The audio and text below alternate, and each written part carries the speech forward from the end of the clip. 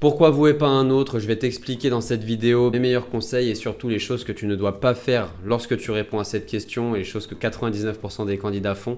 Et je vais t'expliquer ça dans cette vidéo. Juste avant de commencer, si c'est la première vidéo que tu regardes, tu dois te demander un petit peu qui je suis. Donc à la base, moi je suis ingénieur en amélioration continue et je me suis aperçu que durant toutes mes études, il était très compliqué de trouver stage, alternance et emploi.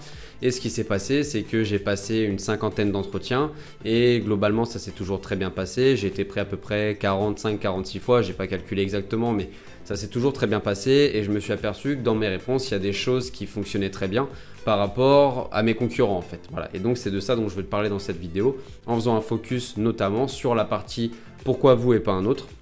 Et je vais t'expliquer surtout ce que tu ne dois pas faire. Et aujourd'hui, j'ai décidé de quitter le salariat pour me consacrer à l'entrepreneuriat et à l'aide de personnes comme toi en recherche de stage, emploi ou alternance avec des prestations comme du coaching et des formations en ligne. Et je propose aussi du contenu sur YouTube pour t'aider individuellement si tu le souhaites à continuer ta route dans le bon sens. Voilà, tout simplement. Comme dans certaines de mes vidéos, avant de t'expliquer directement ce qu'il faut faire et pas faire, je te propose de faire un petit zoom très rapide sur le pourquoi le recruteur te pose cette question. Pourquoi est-ce qu'il te pose cette question? C'est très simple. Globalement, le recruteur cherche à avoir une information qu'il n'a toujours pas eue, que ce soit pendant l'entretien en préalable, à travers ta lettre de motivation, si tu utilises encore des lettres de motivation, à travers ton CV. Voilà, c'est du nouveau en fait. Il y en a qui appellent ça des bonus, certains des informations plus. Moi, j'appelle ça des cerises sur le gâteau. Voilà, chacun son petit mot. Mais de donner du nouveau et évidemment quelque chose de cohérent avec le poste que tu convoites. Voilà. Maintenant, je vais t'expliquer deux erreurs que tu ne dois pas faire, que tu as peut-être déjà faites, mais que tu ne dois surtout pas faire lorsqu'on te pose cette question. La première erreur, c'est un peu la version « je me la pète ». Voilà, c'est un petit peu ça, c'est quand on te pose une question, voilà, pourquoi vous et pas un autre? C'est de répondre, voilà, moi aujourd'hui, je suis le meilleur, je connais pas mes concurrents, mais voilà, j'ai aucun doute sur le fait que je suis au-dessus d'eux. Et du coup, voilà, vous pouvez me prendre, il n'y a aucun problème, je saurai correspondre aux besoins et je vous montrerai que je suis le meilleur, même sans connaître les autres. Et ça, c'est pas une blague, hein. Je n'ai pas été recruteur, mais j'ai été candidat et c'est encore mieux. Et lorsque moi j'étais en alternance en entreprise et que ma période allait se terminer, j'ai pu recruter les personnes qui allaient suivre après moi. Et donc, j'ai vu des choses qui se faisaient et je m'amusais à poser des questions un petit peu comme ça pour justement voir et les conseiller derrière aussi. Et du coup, la plupart du temps, on me répondait soit ça, soit la deuxième version que je vais t'expliquer juste après. Et en tout cas, je te le dis, et c'est logique, les recruteurs n'aiment pas les personnes qui se la pètent un petit peu, qui ont un ego surdimensionné, parce que voilà, ça donne tout de suite une mauvaise image de toi, et la projection du recruteur avec toi plus tard dans l'entreprise, elle est plutôt très mauvaise quoi. Donc ça, c'est à éviter absolument.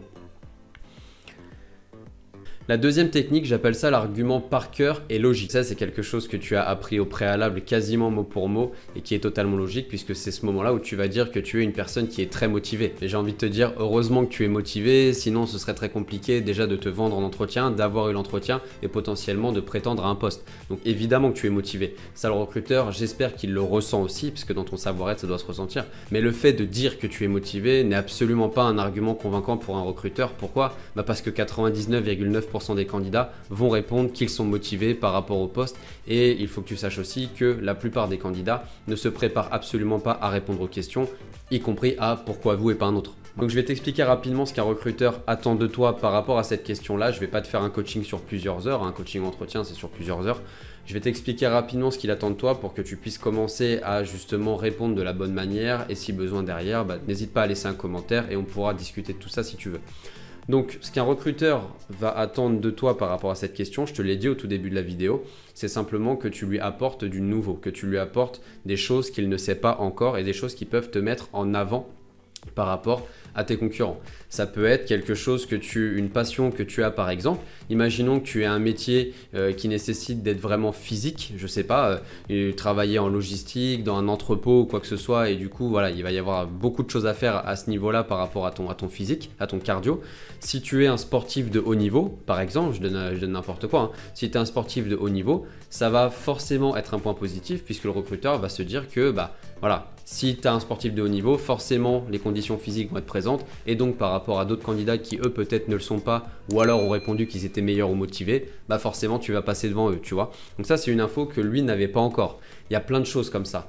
Tu as eu potentiellement un double diplôme dans un autre domaine. Je te donne un deuxième exemple. Imaginons que tu déploies des standards sur un site industriel à Rennes, je dis n'importe quoi, et que tu indiques à l'entreprise que tu es mobile au niveau national ou même à l'international ponctuellement.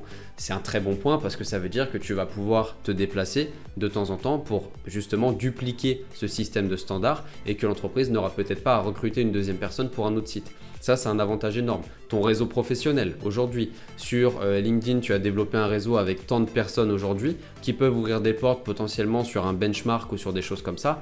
C'est forcément un plus, tu vois. Il y a énormément de choses comme ça qui peuvent faire que tu peux avoir un avantage sur les autres. Ton nombre de langues parlées aussi, voilà. Ça, c'est des éléments qui peuvent vraiment faire la différence. Et sur tes langues parlées, normalement, l'entreprise a déjà l'information.